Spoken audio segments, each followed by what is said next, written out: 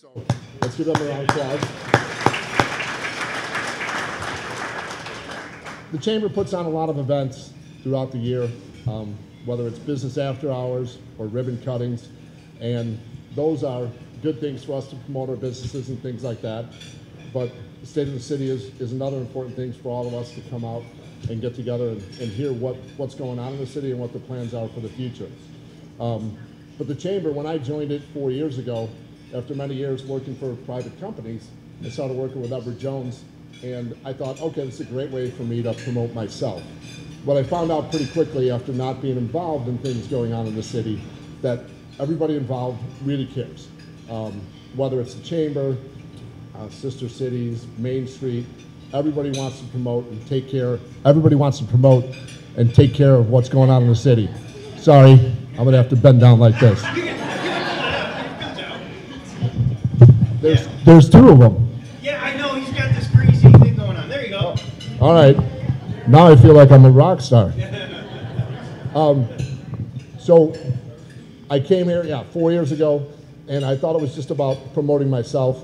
And it turns out that I learned very quickly that you can promote yourself, but when we go to these events, you can also find out something about somebody else where you can be a great advocate for your clients or customers to pass somebody on to another local business.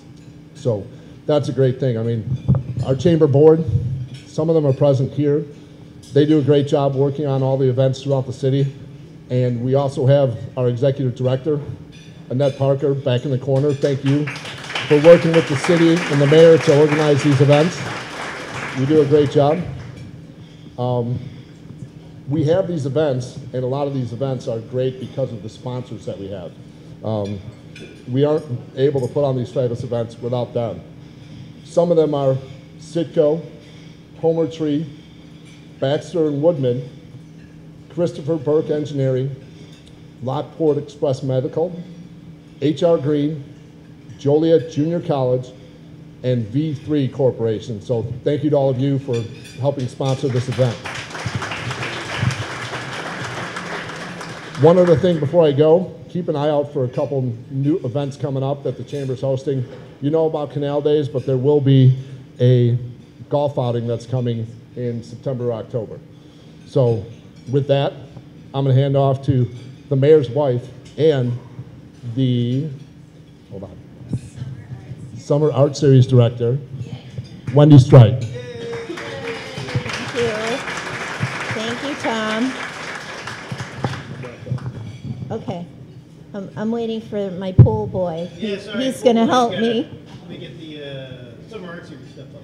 Okay. There you go. He's all fancy. All right, well, I'm Wendy Strite, and thank you so much for being here today. We're really fortunate to have so many people come out and support our Chamber. And on your tables, you should have 3 pieces of paper. They're hiding under your plates. So I just want to share with you some opportunities that are coming up, and as we go through this, you'll be able to take a look at it. So we'll start very quickly with the Old Canal Days, and we just want you to know that we have been planning for this event. Our Chamber works very, very hard, and they've also incorporated our beautiful Lockport Women's Club that runs the artisan market. And if you know anybody who wants to sell their goods, it is such a wonderful market, and it did very well last year. But do put it on your calendar, June 9th through the 12th, to come out and celebrate with us and our local festival. What do we got next, Mr. Strite? Midwest Soaring. If you guys aren't familiar with Midwest Soaring, this is our friend Standing Bear there in the center. And he has a place located in our train station. And you are welcome. You have to check their hours, but they do keep regular hours, and you can go into their place and learn about their foundation. But they're also going to be starting a market, which is going to be at the train station. So it should be something, we hope that it picks up, and it'll be a lot of fun. But do look for information coming out for that. But the first one is put it on your calendar for April 30th. Fridays in the Park, we love our Gallery 7. If you've never stopped in, you should. And it is located at the Public Landing building. And you can actually shop in there. I don't know if all of you realize this, but if you want to buy art from the artists, you can. It's on display there, and it's wonderful ideas for gifts. They're obviously going to be unique and unusual, and it's definitely worth checking them out. But Fridays in the Park are the first Fridays of the month, and it is always well attended. The music is always fabulous. There are drinks available through the Public Landing, and then you can also get food from one of the food trucks that comes there. So we hope that you will keep that on your schedule. So this is one of our super fun events for the summer. We haven't done this in 2 years, so we are so excited that the White Oak Library District, our Lockport building, is going to be putting on the Comicopolis. Put this on your list. 1,000+ people come out for this, and they dress up. And this year, we have our special guest is going to be Shazam. And it's the original Shazam from the TV show. And I think it's going to be really fun. So on your tables, these are exclusive offers, by the way, for chamber members. So keep that in mind. No one else knows about this, but we're giving it to you first because you're here. So we are looking for a sponsor because Shazam also brings his super cool car. The truth is, I don't know what it is. My dad might know what it is, but I don't know what it is. But it's this really awesome car, and for your $1,000, you will be put onto the billboard on 9th Street. So that's a deal in itself. And for donating, you also get your picture with the original Shazam and his car, and an 8.5 by 11 to put up in your office. And I'm pretty certain I can get him to sign it for you. So it's a good cause. The kids love it, and their parents love it. But put it on your list of things to do this summer because it's super, super fun. All right, what's next? This is something that we are so excited about. This has been on our bucket list of, you know, like fantasy projects. This is what we hope we can do someday. This is our summer project this year. It is called Illuminate. Last year we did ducks. This year we're doing illumination. And I just want to point out that we were wanting to do this before they did it in Chicago. And we were cooler than them. We just didn't have as much money. But with the duck fundraising, we're actually going to be purchasing 2 projectors that are permanently going to be housed down by the Illinois State Museum. And we are going to be projecting the story of the canal. And we hired this marvelous artist. Yes, it's so exciting. The artist is Eric Fisher. He does, what kind of? Animation, okay. And he is so wonderful. But we wanted it to be educational and playful and entertaining. And we're hoping that it's a new draw for people to come out. And you're going to be able to see it. We actually stole that from the one from downtown. So don't tell. But our guy that's working with us works with them in the city. So it's super, super cool. We have so much possibility with this. But I do want to point out, so on your table is our murals that we have in the city, and you might recognize them. The first one is the Dellwood one with our lovely sponsor, Homer Tree. And then the second one is Burcott's with the motorcycle that can be found on Uncle Richie's. And then the third one is kind of a generic one that we never had a sponsor for. So we're offering this today for sponsorships, and again, only for chamber members at this point. First come, first serve. And so what you would get is 3 years of advertisement on our board, and we would customize it, and you can see how we incorporated the business. But you also get, if you're part of this, you're part of the Illuminate project for the summer. So we have the power to advertise your business on in the presentation, before the presentation, after the presentation, and it will be playing Wednesday through Sunday. So it's something to think about. This is a wonderful art project in the city that you can be part of. Just, you know, think about it. That's all I'm saying. All right, so this will start June and run through August, September. You got excited, Mr. Streit. Okay, next is we have so many exciting things we've been working on. So the Artomat, so that is, when we discovered the Artomat, Steve, we were, Zooming elsewhere, Steve. I know, see. So we found the Artomat in the Cosmo in Las Vegas, and we're like, we have to get one of these for our city. How do we do this? And Steve hunted down the guy, and he converts old cigarette machines into art dispensers for $5. So if you go into Nick and Ivy, that's where it's housed right now. You pop your $5 in there, and you get a piece of art from an original artist somewhere in the United States. But I'm also going to tell you there is a spot just exclusive for Lockport art. And one of the things that you get with the mural project is your custom mural piece is also going to be in the Artomatic. So somebody can take it home. All right, so hit up Nick and Ivy's for $5. These are our city murals. So right now you can see where they're kind of located. Just to tell you, the two big ones, 15,000 people go by those murals a day, in case you were wondering. So, side note.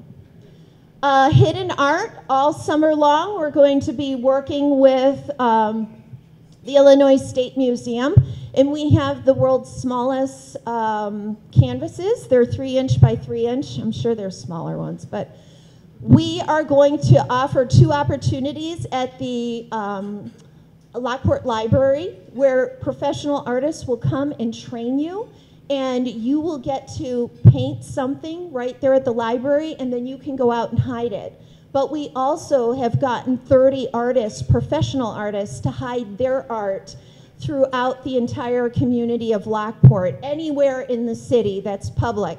And you will have coordinates that will be released on Facebook and social media, so you can go hunt them down, and then you get to keep it, and it's just super fun. So we hope that you will join our fun all summer long, and we hope people will be coming to visit us just even for that.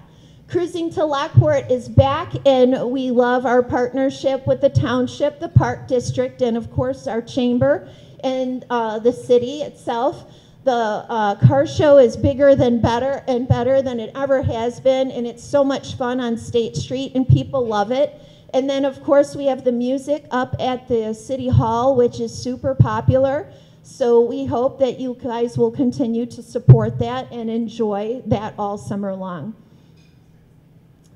The Rotary Club is doing their coffin races, and that's always super fun to see all of the crazy people dress up and to compete with one another, and it's all for a really good cause.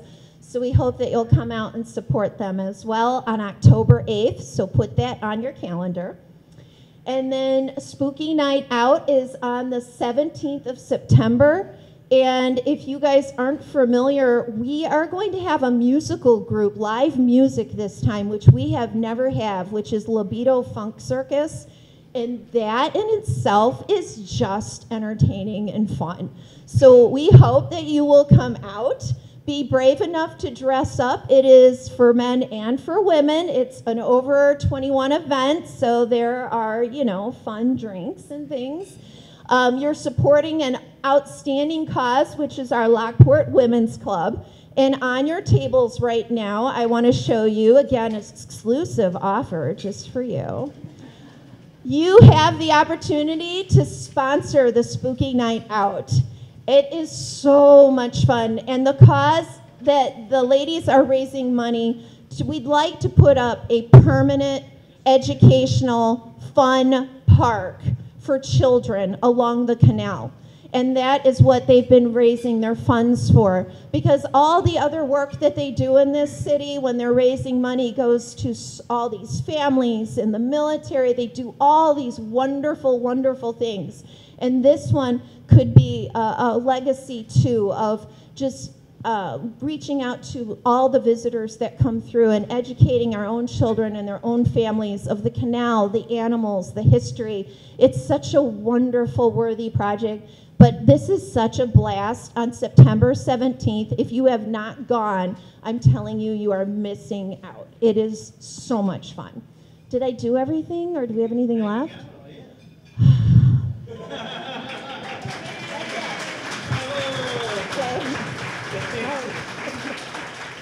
All right, and Mayor Strite, you're up. Did I leave you in time? Oh, yes, you plenty of time. Thank you, Wendy. Appreciate it. All right, this is really fun, isn't it? I feel like it's a family reunion. Just seeing everybody again, it's really nice. So thanks, everyone, for coming out. And, as we get started, I do want to make sure I thank a lot of people. I mean, first off, for the Chamber for putting this on.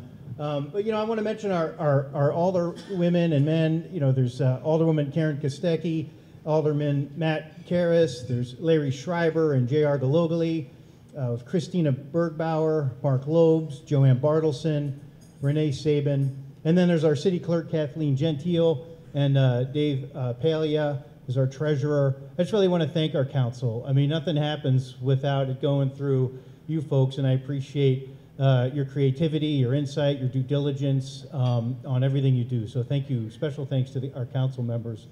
And of course, our staff. Yes, thank you. We all know how it goes if you don't have a council that has a similar vision. It can really go south. So I very much appreciate that. And the reason, Andy, we didn't do this remote again this year is because I saw you sleeping at the Stagecoach one last year. So this time I said, "Wake up, Andy!" So, hey, but I want to thank staff too.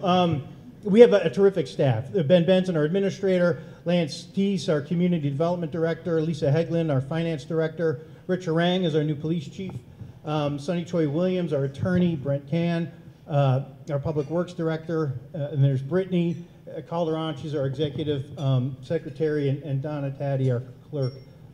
Again, without a good staff, everything falls apart. And so I just want to thank our staff. So if we can give them a round of applause, too.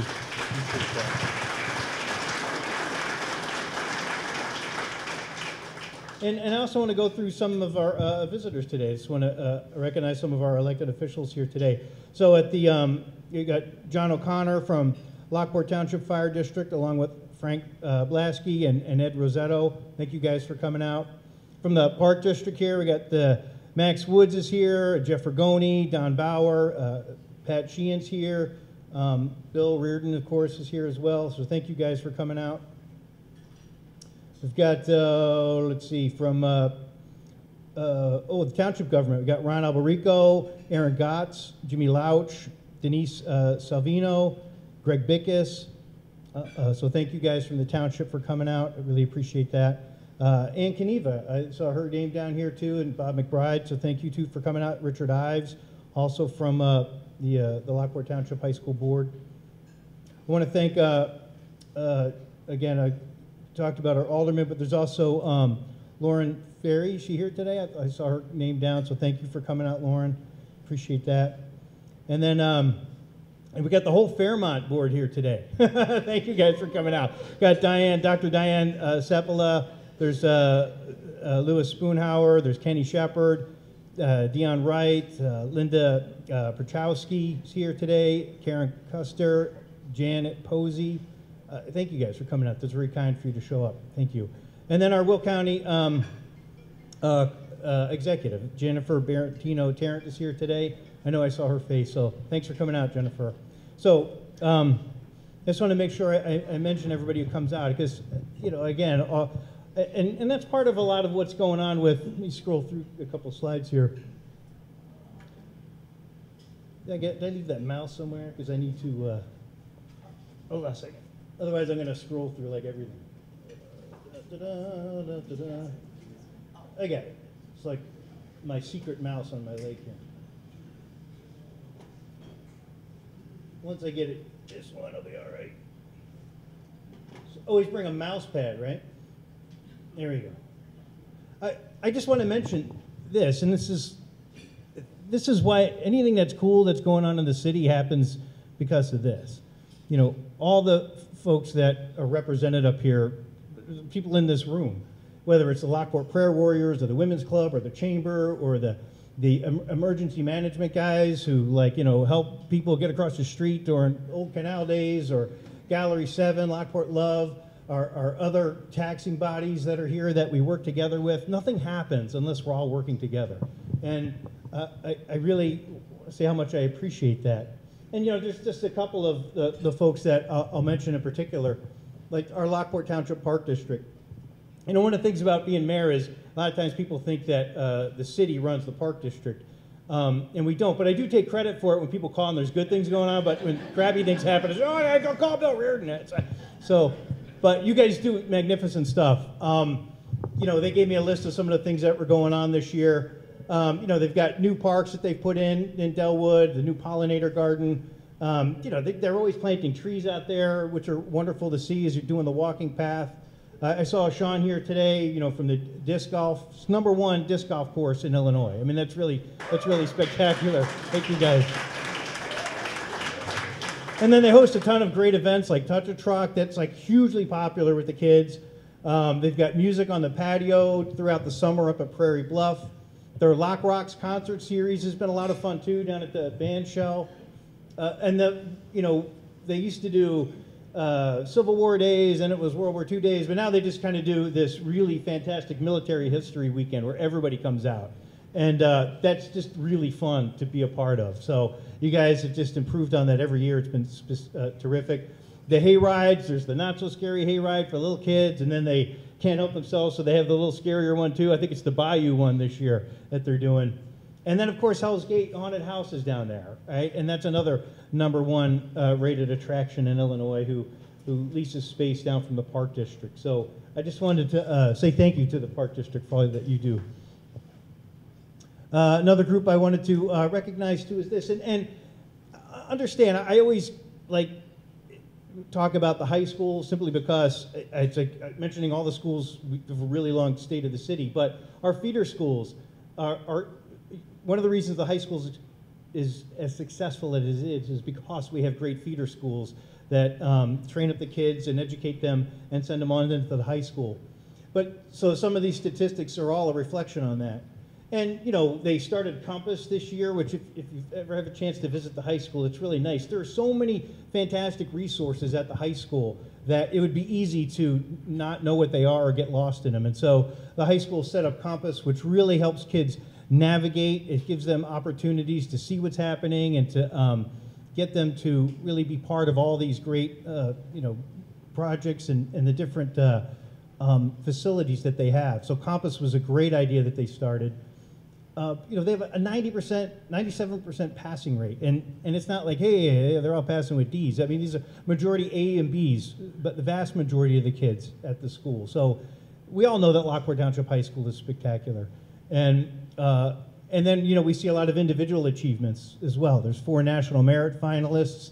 Sophia came to City Council the other day for we wanted to recognize her for her perfect score in Spanish AP. I mean, who gets a perfect score, right, in anything? So it was really spectacular to have her come out. In fact, some of these pictures are from having the kids come out. You know, the state championships with football, girls bowling, Special Olympics, the wrestling team, boys soccer, a cheer team. One of the girls won in swimming. The engineering technology design team, they were gold medal nationalists in a skills competition. I was telling our council the other day, I think the only reason we meet anymore is to recognize kids from the high school, right? They come out and but it's really fun and it's our honor. But, you know, they have other programs there too that I think just really set the bar high for any high school. My daughter, she's in the Best Buddies program, you know, when it really, with kids with special needs, it pairs kids up with other students, and that is really fun to see, and how the kids interact with one another and just building other relationships. And then they started L Town Grounds Coffee House in there, which is run by those kind of young people so that they can start building life skills, you know, in that special needs area. I mean, that is really something unique and I think fantastic. And then just the community service program. I mean, building young citizens that are involved and see the ways to be involved in the city and giving those opportunities is a tremendous thing. So I want to thank the high school for that. And then, of course, the feeder schools, which prep all these kids for our high school. So thank you very much on that. And then the White Oak Library. You know, they're 100 years now. They just had their 100-year anniversary. Where's Scott? I saw him somewhere. There he is. So that's a lot of fun. I don't know if you guys know this, but the original library was the Boyer House there, which is in the same spot the library is now. And that was donated by the Lockport Women's Club. So the original library 100 years ago came there. So thanks for that. All those people lined up, they're not actually going to Comicopoulos. I think Scott was doing a how to make beer in your basement seminar that day. So. No, but the White Oak Library is a huge blessing, and we're so glad it's part of our downtown. So I just wanted to touch on those partnerships and just how important they are. So why don't we get into some of the nuts and bolts of what's going on in the city. So I like to always start on our finances.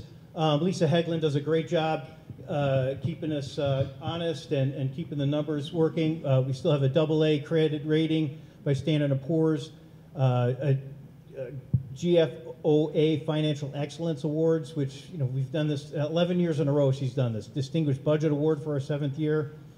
I mean, we've been able to, with, you know, Lisa's oversight, we've been able to budget $20 million of capital projects just for 2022 alone. It's been $109 million since we started the CIP, Capital Improvement Plan, in 2014. I mean, that's just really good management on behalf of our staff and City Council. You know, there was some money that came out of, you know, with all this COVID stuff. There was the ARPA funds that came from the government. We will be able to use those funds on water and sewer projects for infrastructure. So we'll at least put those things to best use we can. Some close-ups of the graphs. You know, I just break this down to show, like, you know, where most of our funds come from. 36% does come from real estate taxes, sales taxes 18%, but then also how we kind of, you know, distribute those funds. A lot of people don't realize this, but, you know, 56% of our budget goes to the police department. And security really is the #1 thing that we're tasked to do. So even with all the economic development and fixing roads and water, sewer, it's security which really is the #1 part of what we do with our funding. Sales tax revenue is, we had a big bump last year, and I want to thank, like, our state officials for this. You know, sales tax, we're finally able to collect sales tax from online shopping. And the reason that's important is because, you know, we used to be able to collect sales tax, like if you've got like the sports huddle and you go buy a ball cap over there, the sales tax stays in the community. Whereas when it was all purchased, you know, elsewhere out of the community, it's really tough for local municipalities to, you know, replace that income tax, especially as things have changed so much to online shopping. So, you know, with the support of the state passing that, we're able to, communities are able to get and keep the sales tax within their community based off of purchases. So we had a big bump last year on that, which is great. We kind of were conservative on how we budget it next year because that's what Lisa does. She's very conservative, so we appreciate that. But sales tax has definitely been up because of that change. And then we steadily decreased our property tax every year. We're down to 0.8 now. So, you know, the last 10 years, we just keep dropping it, or last, I'd say 8 years, we just keep bringing it down. And that's based off of a lot of the great economic growth that we have, which enables us to do that. So, great job, Lisa and Maggie and our finance department. Hoorah! And also Larry Schreiber, he's our alderman who really keeps an eye on that. He's our liaison for the finance department. Another thing is public safety. As I mentioned, the Lockport Police Department is, kind of the thing that is a huge part of what we do for keeping security. And, we've consistently rated on real estate groups like Neighborhood Scout in the top 100 safest cities in America. I mean, for us to be consistent on that, this is really a testimony to them keeping law and order in the city and keeping things, safe for us all. But I think part of it has been a long drive that we've had now for these last number of years of really building a community department. This is something that's been important since I started in 2013, and for our council, is to have a department that really integrates itself into the community in so many ways so that, your interactions with police are for the most part positive, right? They're just not always based off of something negative that happens. Instead, it's like you see them as people like, oh yeah, that's our police department. We love the police. And they do so many great things, everything from, shop with a cop, or they do the haunted squad cars or the coffin races. They raised $22,000 for the Special Olympics by standing up on the roof of Dunkin' Donuts, right? Go figure. So, that's a lot of work that they don't have to do, but they do it. Lockport Love has been just this wonderful group that just takes care of local residents. 100% of the money they bring in goes right back to gift cards and to help families in need with repairs and gas cards and these kinds of things. It has been tremendous. And I know that Chief Lemming started it for us, even though he's retired now. Our new chief is picking up that mantle, and I want to thank Rich for that, and we'll keep Lockport Love going. But I can't say enough about our department. And then, remembering too that there's a lot of volunteer groups too, like Triad and the EMA. Without the EMA guys, like I said, it's really hard to do events, but it's all volunteers, and we're really thankful for them. And then, of course, our fire protection districts, just like the Park District, we don't run, the city doesn't run our fire districts, but we're really blessed to have such well-run districts here. And there's 3 of them. There's Lockport Township Fire, there's Homer Township Fire, and there's Northwest Homer Fire District. And, when I asked these guys, I'm like, hey, send me some highlights. I got like 6 pages of stuff, man. It's like I could have totally done an entire state of the city just on all the great stuff the Lockport and Homer Township Fire Departments do. With Lockport Township Fire, they get an average of 29 calls a day. It's like as soon as you get back to the station and sit down, right? It's like, oh, there's another alarm, got to get back up. That's just continuous all day long. And, you always think, I don't know, they just sit around and maybe rescue a cat once in a while? No, man, these guys are busy. And they do amazing stuff. And not only are they, and we'll talk about this later, like fires in houses, or the fire that was down at 1000 South State, years ago when that kind of fire happened, it wiped out the entire east side of State Street. These guys have been able to contain these fires and save these structures because of their professionalism and all that they do. We're also grateful, too, with our fire departments for partnering with the cities, our city over the years with fire alarm grants and water sprinkler grants. Some of the reason we're able to get that kind of that apparatus inside these new buildings and even older buildings is because of their cooperation with us. And of course, they're out there and inspecting buildings and making sure, that new stuff is safe and being built well. And then on top of all that, they were at the Silver Cross Honor Walk. They set up a tent at Old Canal Days and take care of people from heat exhaustion or anything bad that was happening. They had their open house. They had blood drives. They did, a COVID-19 vaccination, drives. They had the 9/11 ceremony. You guys are busy, and I just want to thank our fire department for all the hard work they do. So thank you.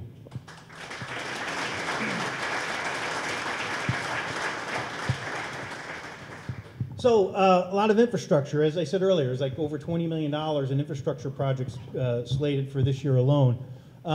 There's everything from the Kelvin Grove. I mean, some of this is just going to sound like just gibberish, right? But if you're into this stuff, some of our engineering companies are like, get excited about this stuff. But, the 3rd and Hamilton water main roadway reconstructions, 151st Street resurfacing. And actually, this picture over here is pretty interesting because it really represents, if I get this mouse to work, this is all the work that we've done like in the last 5 or 6 years. This represents miles of like replaced water mains and complete road reconstructions. This isn't just like putting a piece of a top of pavement on there, man. They've gone down, they've dug up all the old water mains. Some of them have been there 50, 60 years, and really have done a good job in just taking care of all that infrastructure. And I know, sometimes, people talk about, oh, our water sucks, and it's problematic, but some of the problems come from having, I don't care if you got water, if we put a pipe all the way down to that Fiji island, right, and got Fiji water directly to us, it's still, if it's going through old water mains, it doesn't do anything, right? So it's about replacing all these water mains. We have put a new deep well that is still not quite online yet. We're still going through the testing, but that will help improve water quality tremendously as well. So there's a whole bunch of new projects coming up. Some of them are real big. So I like the Bridge Street lift station replacement. That sounds kind of lame, but every time that smell you guys always give me about, Wendy, like me and the kids, like, what's that smell? It's like, I don't know, man. I don't smell anything. So I call Brent, and it turns out it had something to do with the Bridge Street lift station. So there's a lot of projects like that will take care of it. Yeah, I know Wendy will be very happy about that. But there's a lot of great things going on. Just some specific projects too. We were supposed to do this one last year, if you remember. It was the downtown streetscape. It was going to go, when we did it first, it stopped at, was it 11th Street? So it was going to go one more block now, from 10th to 11th, and then also from State to Hamilton Street. So we're, just taking it a little bit at a time, but it won't be nearly as disruptive as it was a few years ago when we did it, because all the underground stuff has been done. Mainly this is just about beautification, extending the planters, and making stuff look a lot prettier. So we couldn't do it last year because the conduit was like 9 months out back ordered or something like that. So now we're able to, we postponed it, but just get started this year. And it shouldn't take very long, just a couple months. We'll have another pedestrian crossing that's got the flashing light over there by 13th Street, so it's not like take your life into your hands crossing State Street. So that's a project we're looking forward to.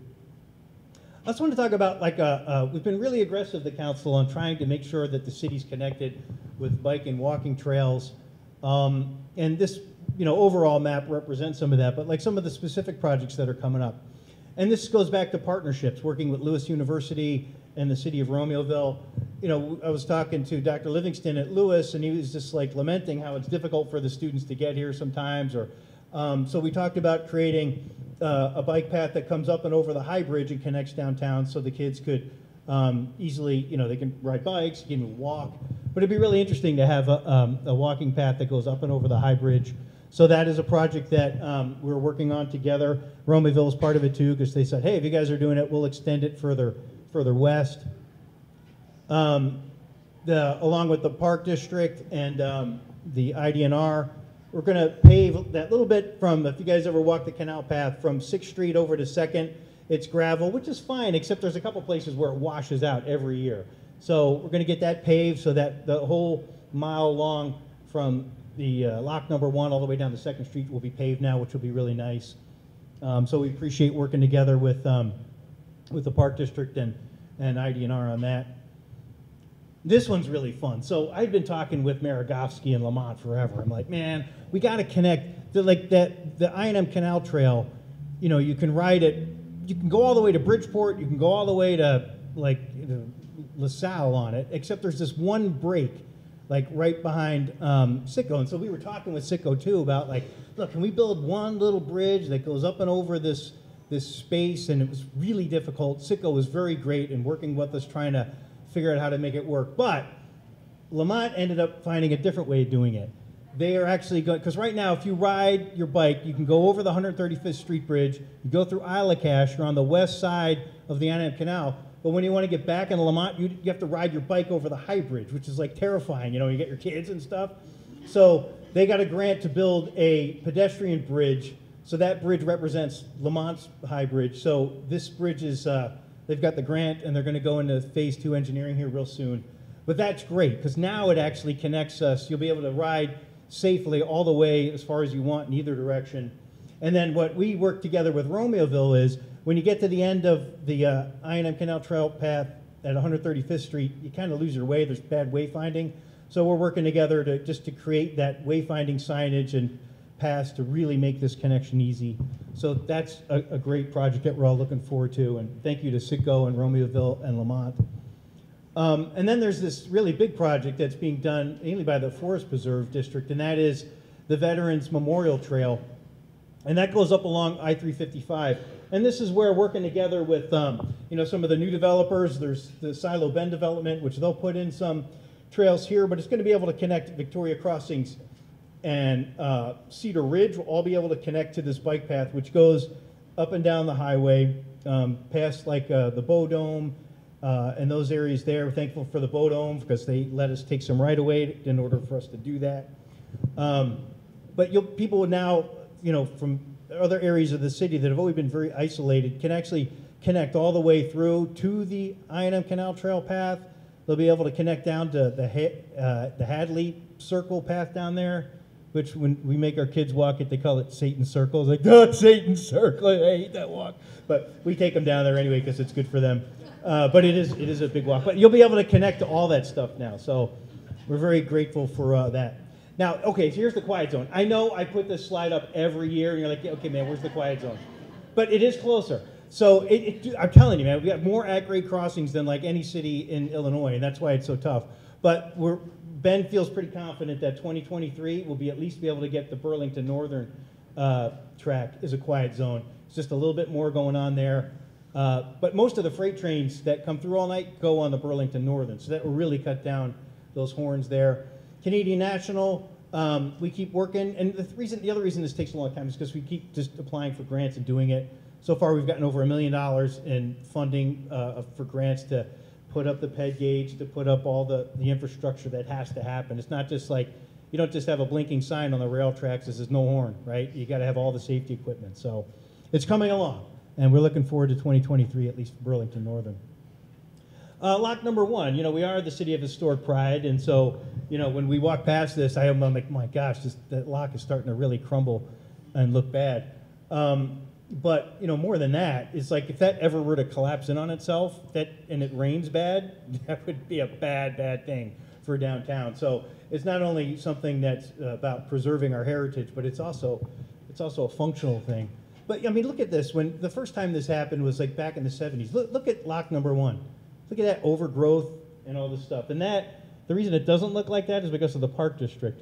They've been really great at maintaining the grounds and such, so we don't have that look anymore. But when it comes to actually fixing the canal and these stones falling in, that is an ID&R project. So we're working with them to start getting that repaired. The last thing, too, I want to see what happened to the Seven Arches Bridge, and if you guys remember that, all that tree growth got in there and the water expansion and the whole Seven Arches Bridge collapsed. So we'll make sure that we take care of lock number 1.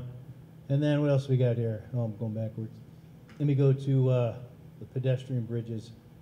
So we're also going to do some work with the pedestrian bridges. The one over there by the public landing, it looks great, just don't look underneath it, okay? But we need to get that fixed and repaired. But we also want looking at adding a couple more along there between here and 2nd Street, especially as we work on this Chevron property, which we'll talk about later, and building our festival field and having other accesses to go back and forth across. So we'll be looking at working with ID&R on the pedestrian bridges as well. So those are some of the more focused projects for public works that we got going on. I'll talk a little bit about housing. I know everybody keeps leaving Illinois, but they all keep moving to Will County, which is good because there's a lot of great things going on in our county and our surrounding cities, and Lockport is the same. We've got, for new construction for this year and just the 2021, Oak Creek had 63 detached single-family homes. Silo Bend they're breaking ground with 57 detached single-family. Redwood, Clover Ridge, all this construction is going on, and it's because it's a cool place to live, right? And grateful that it's a place where people are not trying to escape but be part of. So a lot of new construction going on. But even like people taking care of their existing houses. I mean, for a long time, people just weren't putting time and money into their homes because it didn't make sense. But homes in the old downtown, people are really remodeling. We've got Don Bauer's house over here. I mean, he's done just this magnificent job doing a big addition. I actually put my house down here just simply because I felt creepy taking pictures of other people's houses. I didn't feel creepy taking a picture of Don's house because he's like one level creepier than me, so it's like, it's okay. I'll just get there. So, but I mean, just people putting money into their houses, right? And just really taking care of them and just watching that happen is an important part of the community as well. But I mean, we had 458 remodel permits last year. Then we've got some of the proposed projects that are coming up. Serenity Landing, that is down by Lou Wold's church. It's down off of Briggs and Oak Street. That was a project that all the infrastructure got put in like, you know, before the 2008 recession, and the whole project took a dump, but all the roads and the sewers, everything was there. So it's just been a matter of time before somebody comes back and presents to it. So we had a concept plan come in before City Council, so that's a project that is probably be coming forward. There's also the Springs. This one's interesting. So you guys are familiar with Pops, Kentucky Fried Chicken, that business park over there off of 159th. So the property that's just east of it, there's the opportunity for retail on the front, but retail in the back has always been very difficult because there's a huge drop-off and it goes down to the creek back there. But it's actually an opportunity for housing because they can have walkouts and stuff like that. So there is a project being presented to us called the Springs, which would really kind of bring that development forward. So this is something that's on the docket. So we'll see how that goes. The Responsible Renters Program. This is something that we instituted a couple years ago, trying to spin it up. This really helps with a lot of things. You know, we've talked about a lot of our problems that we've had, especially in the older parts of town. It's like where people out of state, they don't even live here, they buy houses, they rent them, they don't keep them up. You can't contact them when there's problems, and so this was a way of like kind of getting a database where we know who's who, but then also trying to offer things back as well. It's like a lot of times people will buy a house for an investment property, but they have no idea how to write a contract or a lease, and then they get tenants that are problematic. So a lot of this is also about giving education and you know, presenting like, here's a great contract that, you know, that you can use as a template. There's resources that we can provide. Like when COVID was happening, there was a lot of resources available for landlords that a lot of them just didn't know about. And so being able to have this database it really allows us to be able to contact landlords and just keep the upkeep of these homes. Because like we said, it is a business, and there's few businesses that affect the neighborhood more than this one because the homes are directly in the neighborhood. So it's important to see those maintained. And so Responsible Rental Program keeps moving forward. Some of the development. So I'll start with industrial. You know, there's 8 million square feet of industrial in our city, and it has a 0% vacancy rate. I know a lot of people look at that like, oh, those empty warehouses, but they're actually 100% full. And these are just some of the names of, you know, S&S and Tesla and such that have space in these buildings. But there's just 2 more buildings, Prologis Building 6 and 7, and that'll pretty much be that'll be it for our industrial. But it's because we keep all of our industrial and logistics on the highway as close as possible. I think it's why it's so valuable, and that's why we have a 0% vacancy rate.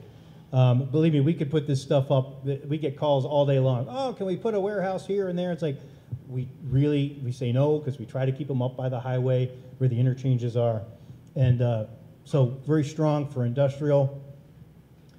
Our commercial stuff has been doing really great. A lot of new businesses come in. In fact, in 2021 to date, we've had 43 new businesses. So that represents almost 2 million square feet for commercial, and we've got, you know, a 6% vacancy rate for that, which is, you know, a real blessing and a real testament to the business owners that come into town and are willing to invest here. You know, Wendy and I, we just took a trip to Tennessee, Memphis last week, and with the kids, and man, it's like decimated. You know, there were so many empty storefronts. I mean, COVID really hit it hard there. But to think that, you know, we have a 6% vacancy rate and 43 businesses came to Lockport last year instead of leaving, that is, again, a testament to doing this boom.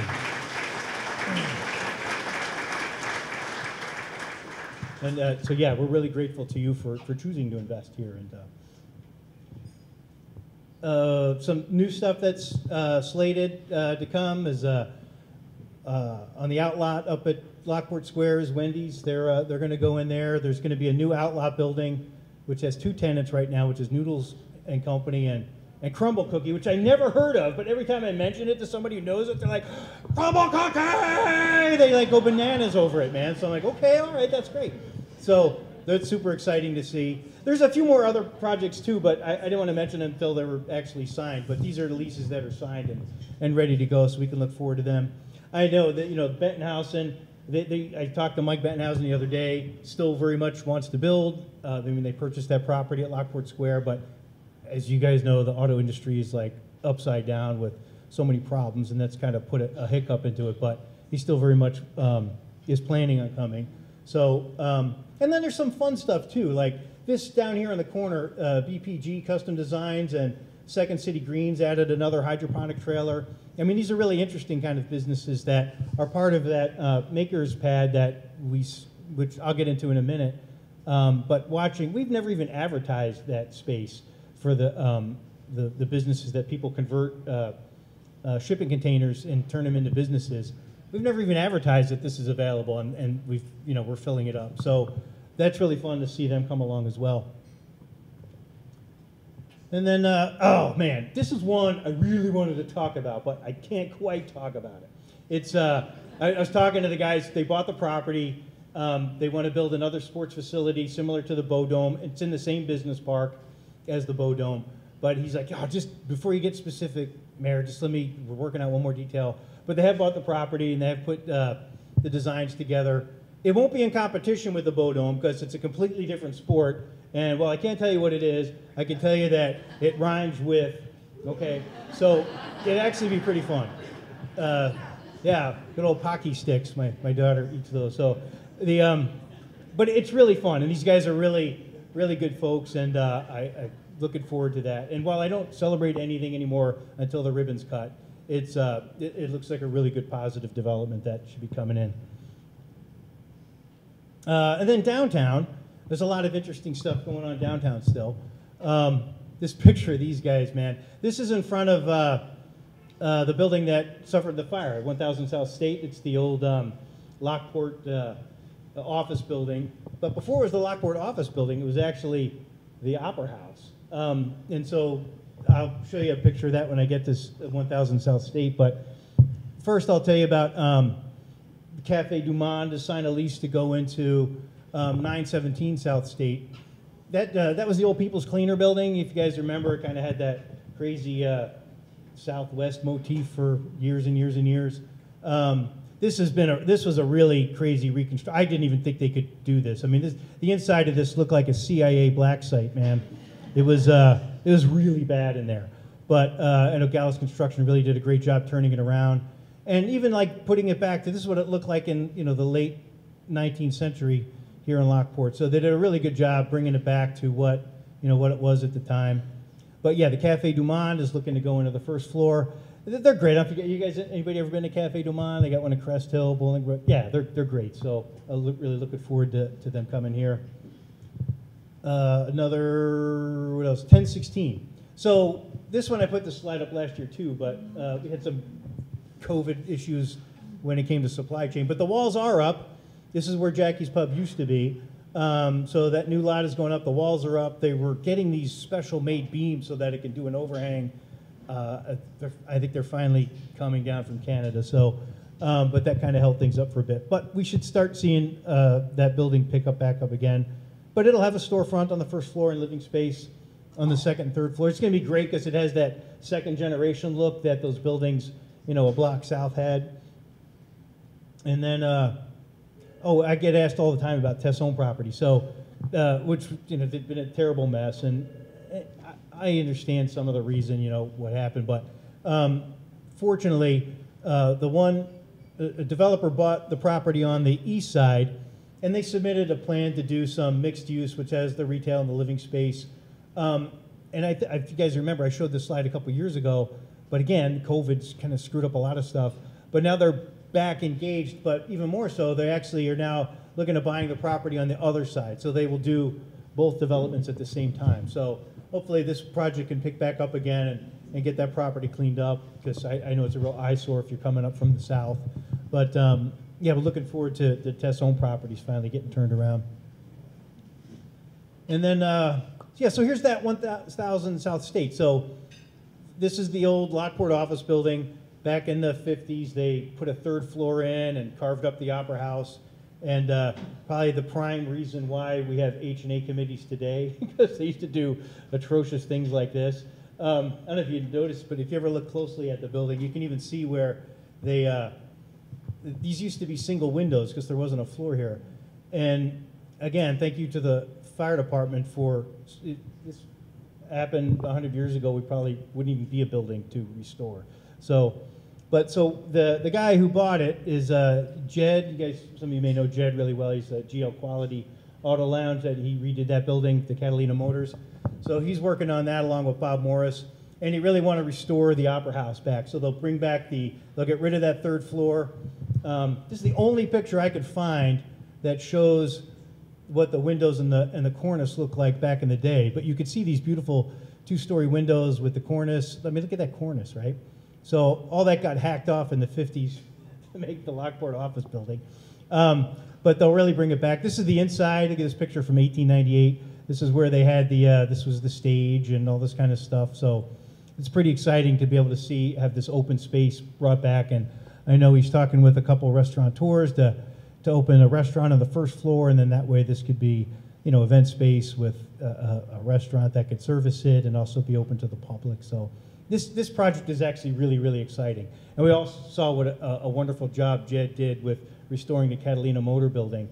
And I really looking forward to seeing what Bob and he do together along with his wife, Yedris. So that's super exciting.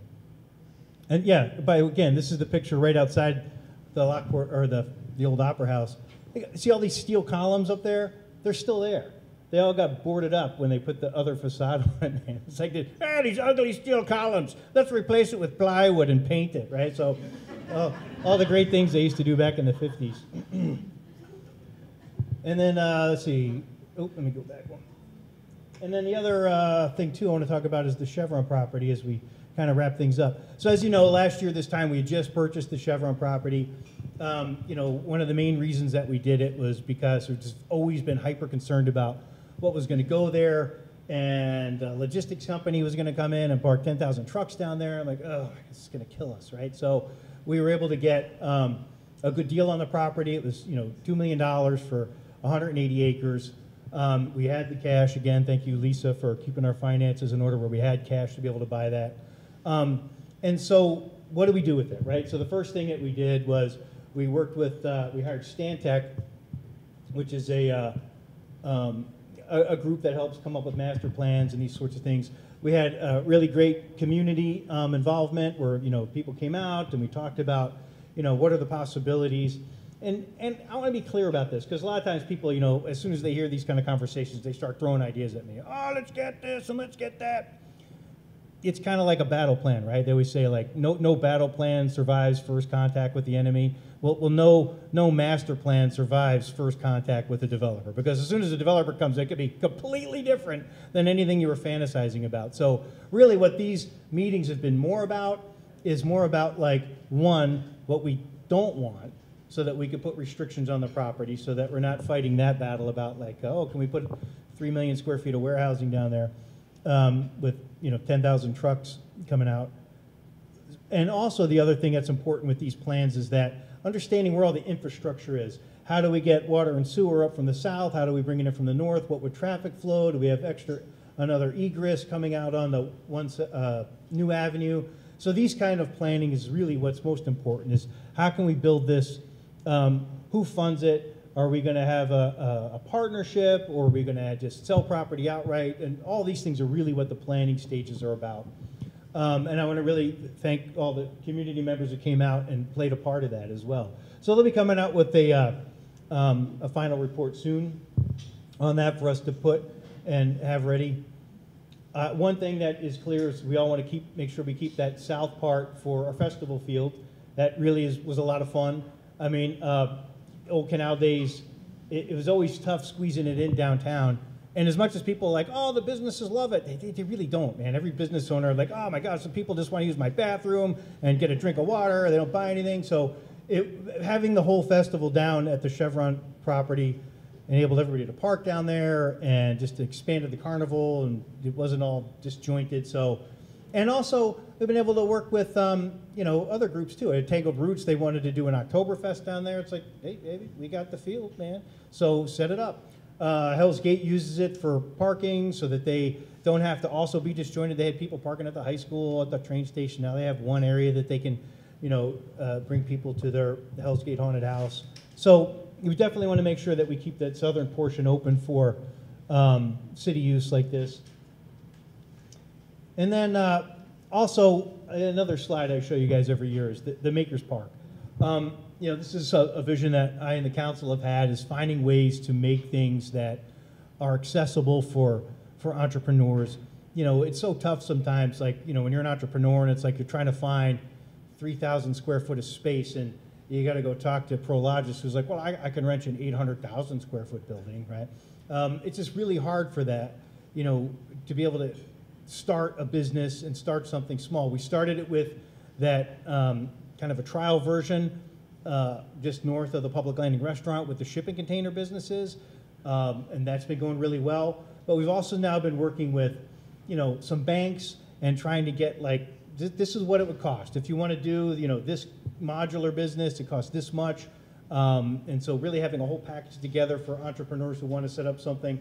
But, one of the other things that we're working with Stantec is that if we leave this whole area over here open for our festival fields, all these things represent tents and stuff like that. This would be like a permanent structure for, the band, so we don't have to set up the big tent for that every time. But then the whole Makers Park thing is something that we were looking at over here and really trying to find, and when I say, multifaceted, I'm talking about it's not just one industry. It's like a variety of industries. We've even been working with JJC on doing a culinary aspect of it, so when their graduates leave, that's not just about, well, now I got to open a full-scale restaurant. Can we have a building that has, smaller kitchens that they can rent and have like kind of almost like a food court thing, but a great opportunity for stepping stone for young chefs who are entrepreneurs. And then when I talk about modular, it's about being able to build this incrementally. One of the reasons that when we did feasibility study along with JJC and CL Enterprises on this was that a lot of times these kind of facilities fail because they try to do it all at once. We're going to do this $50 million, build out, and it's, nobody can recover that kind of money. And so building it where it's incremental. And, Lance and I, our community development director, have been looking at ways that there's modular construction where you just build what you need, attached almost like Legos, man, and they just go. And so entrepreneurs can buy their unit. It's their unit to buy. And again, this is where we're working with banks on how can they finance it. But I bringing that creativity and that energy, and it's that personal autonomy that comes with, most of the people in here are entrepreneurs and have their own businesses. You guys understand that. And having that opportunity is something I think would be really wonderful to create. And this is a specific kind of mojo down here, right? It's not out in the middle of nowhere. It's not in a business park that just feels disjointed. It's walking. It's right on the walking path. You can walk into downtown. It just has a lot of good feel about it. So we're going to continue to work on that, and maybe even some opportunities with some other local groups as well to make this happen. So that's the kind of the story of where we're at on the Chevron property, and it pretty much wraps things up, giving you guys a handle on what's happening. If you want, if anybody got any questions I can answer, anything on your mind? You rock, Steve. Thank you. Oh, good staff, good counsel, and a lot of prayer. So just I'm just a placeholder, man. But thank you, Dan. It's very kind. But again, this is why it happens, though. Anything? Nobody got anything? That's fine. You guys know how to get a hold of me. So anybody's got any questions later, just never hesitate to ask. And thanks again for coming out. It was really fun. Like I said, everybody being here.